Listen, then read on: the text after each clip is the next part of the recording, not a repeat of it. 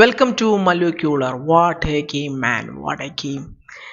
2 ഗോളിന് പിന്നെ പോയിട്ട് 4 ഗോൾ അടിച്ച് ജയിക്കുകയാണ്. അതും അത്ലറ്റിക്കോ മാഡ്രിഡിനെതിരെ അവരുടെ ഹോമിൽ പോയിട്ട്. സാറ്റിസ്ഫാക്ഷൻ അറ്റ് ഇറ്റ്സ് ഫൈനസ്റ്റ് എന്നൊക്കെ പറയുമല്ലോ. അതാണിപ്പോൾ ഈ ഒരു സമയത്ത് ഓരോ ബാഴ്സ ഫാൻ്റെയും ഒരവസ്ഥ എന്ന് പറയുന്നത്. സാറ്റിസ്ഫാക്ഷൻ എന്നൊക്കെ പറഞ്ഞു കഴിഞ്ഞാൽ പീക്ക് സാറ്റിസ്ഫാക്ഷൻ. ഇപ്പോൾ നമ്മുടെ ഹാൻസി ഫ്ലിക്ക് ബാഴ്സയിലേക്ക് എത്തിയതിന് ശേഷം ഏറ്റവും കൂടുതൽ തലവേദന കൊടുത്തിട്ടുള്ള ഒരു ടീം എന്ന് പറയുന്നത് സിമിയോണിൻ്റെ അത്ലറ്റിക്കോ മാഡ്രിഡ്. നമ്മൾ അവർക്കെതിരെ ഒരു ഗോളിൻ്റെ ലീഡ് ബോട്ടിൽ ചെയ്തിട്ട് നമ്മൾ പരാജയപ്പെടുന്നുണ്ട്, നമ്മുടെ ഹോമിൽ വെച്ചിട്ടാണെന്ന് തോന്നുന്നു. പിന്നെ നമ്മുടെ ഹോമിൽ വെച്ചിട്ട് തന്നെ. പിന്നെ കോപ്പ ഡെൽ റേൻ്റെ സെമി ഫൈനലിലേക്ക് വരുന്ന സമയത്ത് ഫസ്റ്റ് ലെഗിൽ നമ്മൾ 4-2 ലീഡ് എടുത്തിട്ട് 4-4 നമ്മളത് നഷ്ടപ്പെടുത്തി കളയുന്നുണ്ട്. അതൊക്കെ അത്ലറ്റിക്കോക്കെതിരാണ് സംഭവിച്ചത്. അപ്പം അങ്ങനത്തെ ഒരു അത്ലറ്റിക്കോ, ഈ ഒരു ഫ്ലിക്കിൻ്റെ സൈഡിന് ഏറ്റവും കൂടുതൽ തലവേദന കൊടുത്തിട്ടുള്ള അത്ലറ്റിക്കോക്കെതിരെ ഈ ഒരു ടൈറ്റിൽ റേസിലെ ക്രൂഷ്യലായിട്ടുള്ള മാച്ച് വരുന്ന സമയത്ത് ഓഫ് കോഴ്സ് നമുക്ക് എല്ലാവർക്കും പേടിയുണ്ട്. കാരണം അവർ വളരെ വൺ ഓഫ് ദി ബെസ്റ്റ് സൈഡാണ്. UCL നിന്ന് അവർ പുറത്തായതുകൊണ്ട് ആ ഫാക്റ്റ് ഒന്നും അവിടെ ഇല്ലാണ്ടാവുന്നില്ല. അവർ വൺ ഓഫ് ദി ബെസ്റ്റ് സൈഡാണ്. അവർ കൗണ്ടേഴ്സിലേക്ക് വരുന്ന സമയത്ത് സൂപ്പർ ടീമാണ്. അവരുടെ ലോ ബ്ലോക്ക് എന്ന് പറഞ്ഞു കഴിഞ്ഞാൽ it's really hard to break. അപ്പം അങ്ങനത്തെ ഒരു സൈഡാണ്. അപ്പം അറിയാം നമുക്ക് ക്ലിനിക്കലാവണം എന്നാലേ ജയിക്കാൻ പറ്റുള്ളൂ എന്നറിയാം. അങ്ങനെ ഫസ്റ്റ് ഹാഫിലേക്ക് വരുന്ന സമയത്ത് ക്ലിനിക്കലായത് അത്ലറ്റിക്കോ മാഡ്രിഡാണ്. നമ്മൾ എന്താ പറയുക, കിട്ടിയ ചാൻസുകളൊക്കെ നഷ്ടപ്പെടുത്തി കളഞ്ഞു. ലെവൻഡോസ്കിക്ക് ചാൻസ് കിട്ടുന്നുണ്ട്, യമാലിന് നല്ല ചാൻസ് കിട്ടുന്നുണ്ട്. ചില സമയത്ത് ഡിസിഷൻ മേക്കിംഗ് ഇഷ്യൂസ് നമുക്ക് ഫൈനൽ തേർഡിൽ കാണാനുണ്ടായിരുന്നു. അങ്ങനെ നമുക്ക് ചാൻസ് ഒന്നും മുതലാക്കാൻ വേണ്ടി പറ്റാതെ നമ്മൾ നല്ല രീതിക്ക് ഫസ്റ്റ് ഹാഫിൽ സ്ട്രഗിൾ ചെയ്തു. ആ സമയത്ത് അവർ 2 ഗോൾ അടിച്ചിട്ട് ലീഡ് എടുക്കുകയാണ് ചെയ്തത്. അതിലൊന്ന് ആ ഒരു ജൂലിയൻ അൽവാരസിൻ്റെ ഗോളുണ്ടല്ലോ, അത് നല്ല പക്ക ടീം ഗോളാണ് അവരെ സൈഡിൽ നിന്ന്. Griezmann to Simeone to Alvarez, നല്ല രസമുള്ള ഗോളായിരുന്നു. നല്ല മൂവ്മെൻറ്റും കാര്യങ്ങളൊക്കെയാണ് നമ്മളവിടെ കണ്ടിട്ടുണ്ടായിരുന്നത്. ഈ ജൂലിയൻ അൽവാരസിൻ്റെ ഓഫ് ദ ബോൾ മൂവ്മെൻ്റ് ഉണ്ടല്ലോ, അത് വേൾഡ് ക്ലാസ് ആണ്. വല്ലാത്തൊരു പ്ലെയർ ആട്ടോ ജൂലിയൻ അൽവാരസ്. ഈ ഒരു പ്ലെയറെ ബാഴ്സക്ക് സൈൻ ചെയ്യാനുള്ള അവസരം ഉണ്ടായിരുന്ന ഒരു സമയത്ത് റിവർ പ്ലേറ്റ് നിന്ന്, പക്ഷെ നമ്മൾ നഷ്ടപ്പെടുത്തി കളഞ്ഞാണ്. ഇനി ആൾ ബാഴ്സക്കൊന്നും കിട്ടൂല. അപ്പം അതിനി പറഞ്ഞിട്ട് കാര്യമില്ല, ഞാൻ ജസ്റ്റ് ഒന്ന് ഓർമ്മ വന്നപ്പോൾ പറഞ്ഞു എന്നേ ഉള്ളൂ. അങ്ങനെ 2 ഗോളിന് പിന്നെ നിന്നിട്ടാണ് നമ്മൾ ഫസ്റ്റ് ഹാഫ് അവസാനിപ്പിക്കുന്നത്. സെക്കൻഡ് ഹാഫിലേക്ക് വരുന്ന സമയത്ത് നല്ല ഗെയിം മാനേജ്മെൻറ്റ് നമ്മൾ ഫ്ലിക്കിൻ്റെ സൈഡിൽ നിന്ന് കാണുകയാണ്. അതേസമയം സിമിയോൻ്റെ സൈഡിലേക്ക് നോക്കുന്ന സമയത്ത് മോശം ഗെയിം മാനേജ്മെൻ്റ് ആണ് സിമിയോൻ്റെ സൈഡിൽ നിന്ന് ഉണ്ടായിരുന്നത്. ആൾ ഡീപ്പോളിനെ വലിക്കുന്നുണ്ട്, ജൂലിയൻ അൽവാരസിനെ വലിക്കുന്നുണ്ട്. ഇവർ രണ്ടാളും എത്ര കീ ആണെന്ന് നമുക്കറിയാം. ബാഴ്സ ഫാൻസിന് എന്തായാലും അറിയാം നമുക്ക് ഇവർ തരുന്ന പണി എങ്ങനെയാണ്. അതേപോലെ ഫസ്റ്റ് ഹാഫിൽ ഇവർ നമുക്ക് എത്ര തലവേദന വന്നിട്ടുണ്ടെന്നുള്ളത് കൃത്യമായിട്ട് അറിയാലോ. ഈ 2 പോയപ്പോൾ തന്നെ നമ്മളൊന്ന് ശ്വാസം വിട്ടു. അങ്ങനെ കുറച്ച് പ്ലേയേഴ്സിനെ ഹാൻസി ഫ്ലിക്ക് ടീമിലേക്ക് ഇൻട്രൊഡ്യൂസ് ചെയ്യാണ്. ഒന്ന് എറിക് ഗാർഷ്യ, അവിടെ സ്ട്രഗിൾ ചെയ്തിട്ടുണ്ടായിരുന്ന കാസാഡോൻ്റെ പകരം എറിക് ഗാർഷ്യനെ ആൾ കൊണ്ടുവരികയാണ്. അതുപോലെ തന്നെ വേറൊരു ചേഞ്ച് കൊണ്ടുവരുന്നത് ഓൾമോ ചില നല്ല മൂമെൻറ്റ്സ് ഓൾമോക്ക് ഉണ്ടായിരുന്നു. അതായത് ആ ഒരു യമാലിന് കിട്ടുന്നൊരു ചാൻസ്, അത് ഓൾമോൻ്റെ കാലിൽ നിന്നാണ് ക്രിയേറ്റ് ആവുന്നത്. അപ്പോൾ അതൊക്കെ മാറ്റി നിർത്തി കഴിഞ്ഞാൽ ആളൊരു ബിറ്റ് സ്ട്രഗിൾ ചെയ്യുന്നുണ്ട് നമ്മുടെ എല്ലാ പ്ലേയേഴ്സിനെയും പോലെ. അപ്പം ആളെ വലിച്ചിട്ട് എന്ത് ചെയ്യുന്നു, അവിടെ ഫെറാനെ ഇൻട്രൊഡ്യൂസ് ചെയ്യുകയാണ്. ഫെറാനെ ഇൻട്രൊഡ്യൂസ് ചെയ്യുന്ന സമയത്ത് ഫെറാൻ ലെഫ്റ്റിലേക്ക് പോകുന്നു, കുറേ കൂടി സെൻട്രലായിട്ട്. പ്ലസ് റൈറ്റിൽ യമാലിനെ അവർ ഓവർലോഡ് ചെയ്ത് വെച്ചേക്കാണല്ലോ. 2 ആളൊക്കെ പോയിട്ടാണ് യമാലിനെ മാർക്ക് ചെയ്യുന്നത്. അപ്പോൾ ആ മാർക്കൊക്കെ ബ്രേക്ക് ചെയ്യാൻ വേണ്ടിയിട്ട് കുറച്ച് റൈറ്റ് സൈഡിലൊക്കെ ആയിട്ട് നമ്മുടെ റഫീഞ്ഞ കളിക്കാം. അങ്ങനത്തെ ഒരു ഇതിലേക്ക് നമ്മൾ നീങ്ങുകയാണ്.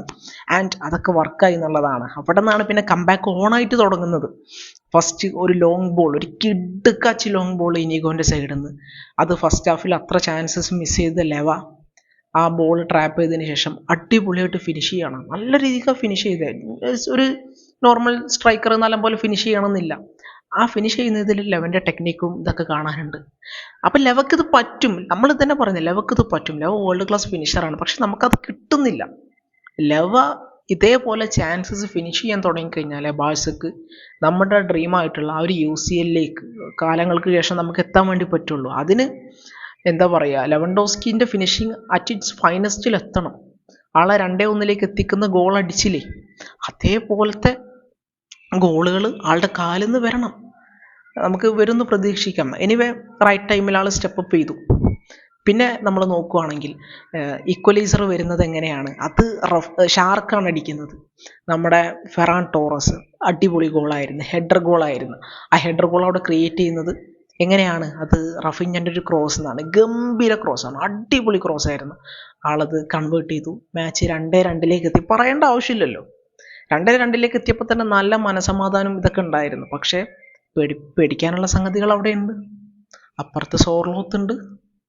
പിന്നെ അവരുടെ പ്ലേയേഴ്സ് എന്നൊക്കെ പറഞ്ഞു കഴിഞ്ഞാൽ അറിയാലോ, എക്സ്ട്രീം പേസി ആയിട്ടുള്ള പ്ലേയേഴ്സാണ്. ഏത് പ്ലേയേഴ്സിനെ എടുത്തു കഴിഞ്ഞാലും ഭയങ്കര പേസിയാണ് എല്ലാവരും. സോ നമുക്ക് അപ്പോഴും ഒരു പേടി കാര്യമായിട്ട് മനസ്സിനകത്തുണ്ട്. അപ്പം അങ്ങനെ മുന്നോട്ട് പോയിക്കൊണ്ടിരിക്കുന്ന മാച്ച് അവിടെ ഒരു ടേണിംഗ് പോയിന്റ് വരികയാണ്. ആ ടേണിംഗ് പോയിന്റ് കൊണ്ടുവരുന്നത് ആരാണ്? നമ്മുടെ ലമീൻ യമാലാണ്. യമാലിന് ഒരു ബോള് പെഡ്രിയിൽ നിന്ന് കിട്ടുകയാണ്. പെഡ്രിയിൽ നിന്ന് കിട്ടിയ ബോൾ ആൾ നൈസായിട്ടൊന്ന് വെട്ടി ഉള്ളിലേക്ക് കയറിയ ശേഷം ഷോട്ട് അടിക്കാൻ വേണ്ടി ശ്രമിക്കുന്നു.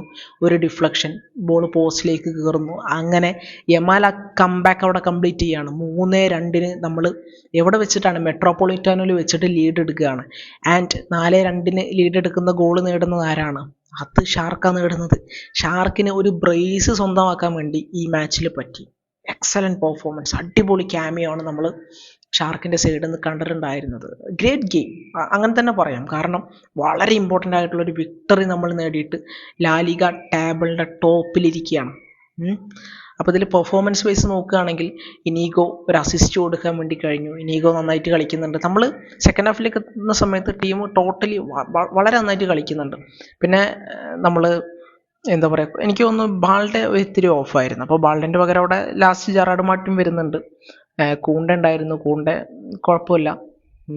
മിഡ്ഫീൽഡിലേക്ക് വരുന്ന സമയത്ത് പെഡ്രി എക്സലൻറ്റ് പെർഫോമൻസ് തന്നു.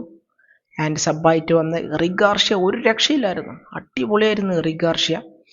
ഓൾമോ ഇത്തിരി ഓഫായിരുന്നു, അത് നമ്മൾ കണ്ടുള്ളതാണ്. പിന്നെ ഇപ്പോൾ ആരാണ്? പിന്നെ ഇപ്പം കസാഡോനെ നമ്മൾ റൈറ്റ് ടൈമിൽ പിൻവലിക്കുന്നുണ്ട്. കസാഡോ അവിടെ സ്ട്രഗിൾ ചെയ്യായിരുന്നു.